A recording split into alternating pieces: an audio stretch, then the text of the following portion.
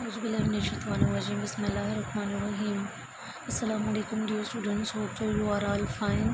Students, today we will start chapter number 2 and solving a biological problem. We will discuss about biological method. Biological method solving a biological problem का क्या मतलब है? किसी भी biological problem को solve करना। ठीक है, अब हमारे पास टॉपिक जो है यहाँ पे बायोलॉजिकल मेथड, ये इंट्रोडक्शन को रीड कर लेते हैं। Science is the systemised knowledge drive from observation and experiment. Science जो है वो आपको पता है किसी भी नॉलेज मुशाहिदे और तजर्बे की बेस पे जो है हासिल की जाती है। These experiments are carried out to determine the principle about how nature operates.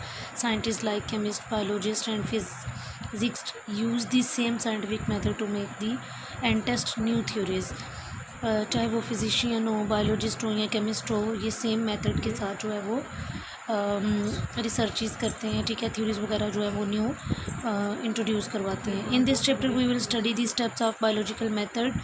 We will study malaria as an example to understand the steps in detail. इस चैप्टर में हम लोग बायोलॉजिकल मेथड्स के स्टेप को डिस्कस करेंगे और यहाँ पर इसके कॉन्सेप्ट को अंडरस्टैंड करने के लिए मलेरिया की एग्जाम्पल को जो है वो देखेंगे। तो सबसे पहले बायोलॉजिकल मेथड किसको कहते हैं? बायोलॉजिकल मेथड का मतलब होता है किसी भी प्रॉब्लम को, किसी भी बायोलॉजिकल प्रॉब्लम को यानी कि लिविंग थिंग से रिलेटेड किसी भी मसले को साइंसी तरीके से हल करना। किसी भी बायोलॉजिकल प्रॉब्लम को एक साइंसी तरीके से हल करना बायोलॉजिकल मेथड कहलाएगा। मैं अगेन रिपीट कर रही हूँ, किसी भी बायोलॉजिकल प्रॉब्लम को साइंसी तरीके से हल करना बायोलॉजिकल मेथड कहलाता है। अब आपने इसको मार्क यहाँ से करना है, इसकी डेफिनेशन बहुत इंपॉर्टेंट है, इसको आपने मार्क भी कर लेना है और याद भी करना है। The scientific method in which biological problem are solved is termed as biological method. यहाँ तक आप इसको करेंगे। It comprises the steps of biological adopt in order to solve a biological problem.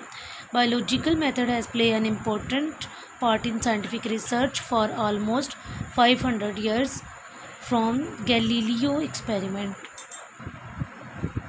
Biological method जो है वो इसका बहुत इम्पोर्टेंट रोल है साइंटिफिक रिसर्च में। 5 years का इनका जो है वो रिसर्च का काम है। गैलीलियो एक्सपेरिमेंट 1590s में किया गया था। To current research the biological method has contributed to the advancement in medicine, ecology, technology etc. अब अगर हम एडवांस्ड इनकी रिसर्च को देखें तो मेडिसिन में, इकोलॉजी में और टेक्नोलॉजी में जो है बायोलॉजिकल मेथड का बहुत अहम किरदार है। Biological method also ensure the quality of data for public use. अब स्टूडेंट्स हमारे पास टॉपिक आ रहा है जी biological problem, hypothesis, deduction and experiments. अब ये पूरे चैप्टर में आपका यही एक लॉन्ग क्वेश्चन भी है, इसी के अंदर आपके शॉर्ट क्वेश्चंस भी आ रहे हैं। ठीक है, ये चैप्टर छोटा सा ही है ये और बहुत इंपॉर्टेंट है। इस चैप्टर को आपने कंप्लीट करना है। ये चैप्टर ये लॉन्ग क्वेश्चन है लेकिन ये भी कंप्लीट, जैसे मैंने आपको लेवल ऑफ ऑर्गेनाइजेशन के बारे में बताया था, इसी तरह ये कंप्लीट जो है वो नहीं आता। इसमें से जस्ट इसके एक या दो जो हैं वो आपको कोई से भी हेडिंग्स आ सकती हैं, कोई से 2 पॉइंट्स पूछे जा सकते हैं। तो बेसिकली ये क्वेश्चन जो है ना, ये क्वेश्चन है एक रिसर्च का कि जब साइंटिस्ट जो है वो रिसर्च करते हैं तो उस रिसर्च में कौन कौन से पॉइंट्स जो हैं वो शामिल होते हैं। सबसे पहले recognition of biological problem, then observation, then hypothesis formulation, deduction, experimentation, summarization of results and last reporting the result. अच्छा जी, तो बायोलॉजी में क्या होता है कि नई चीज़ें, नई डिस्कवरीज़ या नई थ्योरीज तब आती हैं जब किसी भी पुरानी जो है वो थ्योरी के अंदर या किसी भी रिसर्च के अंदर मॉडिफिकेशंस की जाती हैं। ठीक है, तो उनको रिप्लेस कर दिया जाता है। किसकी बेस पे? मॉडिफिकेशन की बेस पे। In biology like other sciences, new things are being discovered and long held theories are being modified or replaced with better ones as more data knowledge is accumulated. This happens when biologists recognize some biological problem and go for its solution. In solving a biological problem, biologists take following steps. अब ये मैंने आपको पहले ही आपसे discuss किया कि ये steps हैं जिनके थ्रू जो साइंटिस्ट हैं वो एक डाटा जो है उसको कलेक्ट करते हैं या बायोलॉजिकल प्रॉब्लम को सॉल्व करने के तरीके देखते हैं। तो सबसे पहला स्टेप है जी रिकॉग्निशन ऑफ बायोलॉजिकल प्रॉब्लम। सबसे पहले हम क्या करते हैं, इसकी जो प्रॉब्लम होती है उसको जो है वो पहचानते हैं। रिकॉग्निशन का मतलब होता है पहचानना, ठीक है। सबसे पहले तो प्रॉब्लम को क्या करेंगे, पहचानेंगे, ठीक है। सेकंड स्टेप आ जाता है ऑब्जर्वेशन। ऑब्जर्वेशन का क्या मतलब है जी, मुशाहिदा करना। फिर पहचानने के बाद किसी भी प्रॉब्लम को हम क्या करेंगे, उसका मुशाहिदा करेंगे उस चीज़ के बारे में। अब जो ऑब्जर्वेशन है वो दो तरह की होगी, किसी भी चीज़ के बारे में उसकी क्वालिटी को भी देखा जाएगा और उसकी क्वांटिटी को भी देखा जाएगा, ठीक है। क्वांटिटी भी और उसकी क्वालिटी भी। देन जो है वो एक हाइपोथेसिस जो है वो जनरेट किया जाएगा। हाइपोथेसिस को जनरेट करने के बाद वो उसमें कौन कौन सी चीज़ें होनी चाहिए, ये वो पॉइंट्स लिखे हुए हैं। अभी वन बाय वन हम सबको डिस्कस करेंगे डिटेल में। देन डिडक्शन आ जाता है। डिडक्शन में भी जो हाइपोथेसिस के कॉन्सिक्वेंसेस होते हैं उनको देखा जाता है। देन एक्सपेरिमेंट किया जाता है, एक्सपेरिमेंट यानी तजुर्बा करके देखा जाता है। देन जो है वो समराइजेशन ऑफ रिज़ल्ट, उसको जो है वो समराइज़ किया जाता है रिज़ल्ट को, और लास्ट में जो है वो एक रिज़ल्ट की रिपोर्ट बनाई जाती है, ठीक है। अभी जो है वो हम इसको, यही आपका सारा क्वेश्चन है, कोई इसमें मुश्किल बात नहीं है, कोई कम्प्लेक्स ये नहीं है, इतना बहुत इजी है। इसको जो है जस्ट जो मैंने स्टेप्स आपको बताए आपने वो याद रखने हैं, और इनके इम्पॉर्टेंट स्टेप्स जो हैं वो आपको हाइपोथेसिस का क्वेश्चन आ जाता है और ऑब्जर्वेशन का क्वेश्चन आ जाता है, ठीक है। कुछ भी पूछा जा सकता है। शॉर्ट के लिए जो है वो आपने करना है, उसको डिडक्शन की डेफिनेशन करनी है, हाइपोथेसिस की डेफिनेशन करनी है, ठीक है। ऑब्जर्वेशन की भी डेफिनेशन करनी है, उसकी दोनों टाइप्स जो है क्वालिटेटिव क्वांटिटेटिव वो दोनों करनी है, और उसके साथ शॉर्ट के लिए इतना ही है। लॉन्ग में आपको ऑब्जर्वेशन आ जाता है, हाइपोथेसिस भी आ जाता है, ठीक है। शॉर्ट में आपको reporting of result and summarization of result भी आ सकता है जी। तो अब हम इसको देखते हैं ओवरऑल, इसको आपने याद अब कहाँ से करना है। चलिए हम इसको रीड करते हैं। In biology like other sciences, दूसरी साइंसेज की तरह बायोलॉजी में भी new things are being discovered and long held theories are being modified or replace with better ones as more data knowledge is accumulated. मैंने आपको बताया था कि क्या होता है कि बायोलॉजी में जब न्यू साइंटिस्ट आते हैं तो वो पहले जो प्रीवियस जो हमारे पास एक थ्योरी या कोई भी लॉ होता है वो उस पर काम करते हैं। उस पर काम करने के बाद जो है वो फिर वो जो उसमें डिफ़ेक्ट्स वगैरह या उसमें कोई भी चेंजिंग होती है वो चेंजिंग्स लेके आते हैं और नई चीज़ों को इंट्रोड्यूस करवाया जाता है, और फिर जो हमारे पास जो पहले वाली कोई थ्योरी कोई लॉ कुछ भी हो वटेवर उसको जो है वो रिप्लेस कर दिया जाता है। अब ये मैंने आपको बताया था ये सारे स्टेप्स हैं जी, आपने इसको याद यहाँ से करना है, इसको मार्क करें जी। In solving a biological problem biologist take following steps: recognition of biological problem, observation, hypothesis formulation, deduction, experimentation, summarization of result and reporting of result. The detail of the steps are as under. अब सबसे पहले हमारे पास जो step आता है वो क्या है जी, recognition of the biological problem. Biologists go for adopting biological method when they encounter some biological problems. Biologist जो हैं वो बायोलॉजिकल मेथड की तरफ को तब अडॉप्ट करते हैं जब वो किसी प्रॉब्लम को जो है वो इकट्ठा कर लेते हैं, ठीक है। उनको कोई प्रॉब्लम जब पेश आती है तो तब वो क्या करते हैं, बायोलॉजिकल मेथड की तरफ, यानी कि बायोलॉजिकल प्रॉब्लम होगी तो हम बायोलॉजिकल मेथड को देखेंगे। बायोलॉजिकल मेथड क्या था, मतलब किसी भी मसले का हल जो है वो साइंसी जो है वो तरीक़ाकार से उसको हल करना, ये बायोलॉजिकल मेथड कहलाता है। तो बायोलॉजिकल प्रॉब्लम जो होगी उसको हम सॉल्व भी बायोलॉजिकल मेथड से ही करेंगे। अब biological problem is a question related to living organism. Biological problem का क्वेश्चन क्या होगा, बायोलॉजिकल प्रॉब्लम मतलब लिविंग थिंग्स से रिलेटेड प्रॉब्लम होगी, ठीक है। तो लिविंग थिंग्स यही यहाँ पे लिखा हुआ है कि biological problem is a question related to living organism. Living organism से रिलेटेड जो है वो बायोलॉजिकल प्रॉब्लम होगी। इसका मतलब ही बच्चे यही है, लिविंग ऑर्गेनिज्म, ठीक है। That is either asked by someone or come in biologist mind by himself. Observation, अब सब सेकंड स्टेप आ जाता है ऑब्जर्वेशन। तो ऑब्जर्वेशन क्या है जी? ऑब्जर्वेशन में as the first step in solving a biological problem biologist recall his her previous observation और मेक न्यू वंस। ये जो हमने पहले बात की है कि क्या होगा फर्स्ट स्टेप में कि वो बायोलॉजिकल प्रॉब्लम को सॉल्व करते हैं किस तरह से कि वो जो प्रीवियस ऑब्जर्वेशन होती है सबसे पहले वो उसको रिकॉल करेंगे, फिर उसकी जगह पे एक नई बनाएंगे। Observation are made with 5 senses. Observation जो मुशाहिदा है वो कैसे किया जाएगा? 5 चीज़ें इसमें शामिल हैं, vision, hearing, smell, taste and touch. अब ऑब्जर्वेशन जो है वो 2 तरह की होती है, 2 तरह की चीज़ों को ऑब्जर्व किया जाएगा, एक उसकी क्वांटिटी को और दूसरा उसकी क्वालिटी को। क्वांटिटेटिव ऑब्जर्वेशन, क्वांटिटी किसको कहते हैं? मिकदार को, और क्वालिटी क्या होता है? मेयार। ठीक है। Observation, quantitative observation are consider more accurate. Quantity जो होती है इसको बहुत एक्यूरेट जो है वो कंसीडर करना चाहिए।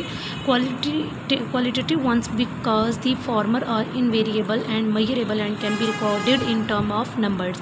Example of qualitative and quantitative observation are given below. अब यहाँ पे एग्जाम्पल्स आ जाती हैं हमारे पास।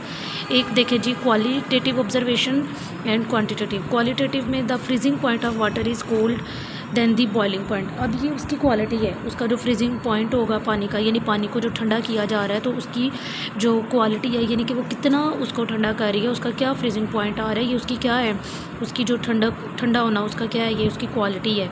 और freezing point of water is 0 degree, यहाँ पे क्या आ गया? उसकी क्वांटिटी आ गई है। बॉइलिंग पॉइंट ये है और फ्रीजिंग पॉइंट ये 0 है, 0 डिग्री, और ये 100 डिग्री। ये दोनों चीज़ें क्या हैं उसकी? ये उसकी मेजरमेंट को बता रहे हैं ना, यानी ये उसकी क्वालिटी को क्वांटिटी को बता रहे हैं। ठीक है, क्वांटिटी और ये क्वालिटी। यहाँ पे क्वालिटी बताई जा रही है कि वो उस फ्रीज़ पानी है, और यहाँ पे उसकी क्या बताई जा रही है? यहाँ पे उसकी क्वांटिटी बताई जा रही है। Observation also include reading and studying what other have done in the past because scientific knowledge is ever growing। अब observation में एक हमारे पास रीडिंग और रीडिंग भी आ जाती है, यानी कि जो प्रीवियस हमारे पास थ्योरी वगैरह होती है उसको रीड किया जाता है। ठीक है, क्योंकि साइंटिफिक नॉलेज जो है ना वो हमेशा जो है वो बढ़ता है। ठीक है, यानी कि जो बात हमने पहले की बच्चे उसी को बार बार मैं रिपीट करूँगी कि जो हमारे पास प्रीवियस किसी की थ्योरी होती है, पहले हम उसके बारे में सारा पढ़ते हैं, उसकी सारी रीडिंग करते हैं, और फिर उसमें अगर कोई चेंजिंग आनी हो तो उसको जो है वो इंट्रोड्यूस करवा दिया जाता है। अब हमने पढ़ा था जी कि ऑब्जर्वेशन के बाद जो साइंटिस्ट नेक्स्ट अपनी जो न्यू वंस थ्योरी दे रहा है उसमें कौन कौन सी चीज़ें होनी चाहिए। तो इसको आपने जो मार्क करना है वो आपने इसको मार्क करना है जी यहाँ से।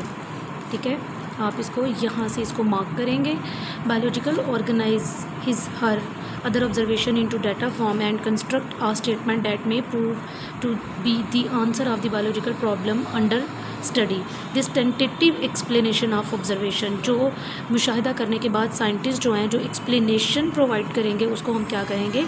Hypothesis. It may be defined as a proposition that might be true। A hypothesis should have the following characteristics। ये क्वेश्चन बहुत इंपॉर्टेंट है। हाइपोथेसिस की characteristics जो हैं वो आपको पेपर में आ जाती हैं, ये मस्ट आपने याद करना है, इसको मार्क कर लें, बहुत इंपॉर्टेंट क्वेश्चन है। अब हाइपोथेसिस की जो खसूसियात हैं वो कौन कौन सी हैं और इसका मतलब है कि कैसी होनी चाहिए। It should B general statement. Hypothesis जो एक नया साइंटिस्ट अपनी रीडिंग के बाद दे रहा है, स्टेटमेंट जो है वो जनरल सी होनी चाहिए, टेंटेटिव आइडिया होना चाहिए। It should agree with available observation. It should be kept as simple as possible. It should be testable and potentially falsifiable। In other words there should be way to show the hypothesis is false, a way to disprove the hypothesis. ये उसकी सारी characteristics हैं बच्चे के। General statement होनी चाहिए, एक अच्छा मशवरा होना चाहिए, और जो है वो मुशाहिदे के साथ जो है वो एग्री करती हो। ठीक है, स्टेटमेंट ये ना हो कि नतीजा कोई निकल रहा है, रिज़ल्ट कोई आ रहा है और जी जो है वो स्टेटमेंट कुछ कह रही है, रिज़ल्ट कुछ कह रही है, ऐसा नहीं होना चाहिए। ठीक है, और जितनी सिंपल हो उतनी इजी वर्डिंग जो है वो हो तो उतनी अच्छी बात है। ठीक है, ये सारे पॉइंट्स आप लोगों ने करने हैं। उसके बाद आ जाता है जी डिडक्शन। अब डिडक्शन क्या है? डिडक्शन जो है जी, डिडक्शन जो होता है ये भी एक रिज़ल्ट ही होता है। In the next step biologist draw deduction from hypothesis. अब डिडक्शन जो है ये भी एक उसके जो हाइपोथेसिस होता है उसका कॉन्सिक्वेंस ही होता है और रिजल्ट्स ही होते हैं। तो ये इतना कोई इसमें टफ बात नहीं है, ये आपने यहाँ से मार्क करना है इसको। Deduction are the logical consequences of hypothesis. For this purpose a hypothesis is taken as true and expected results are draw from it. Generally in biological method if a particular hypothesis is true then one should expect a certain result. This involve the use of if then logic. अच्छा जी, उसके बाद आ जाता है हमारे पास next experimentation. Experimentation का मतलब आपको पता है तजर्बा, ठीक है। अब जो भी उन्होंने स्टेटमेंट रिसर्च की, रिसर्च के बाद उन्होंने जी उनको रीड किया और एक नई चीज़ को इंट्रोड्यूस करवा रहे हैं। अब उसके ऊपर वो क्या करके देखेंगे, तजर्बा करके देखेंगे। The most basic step of biological method is experimentation. ये बेसिक स्टेप होता है, ठीक है।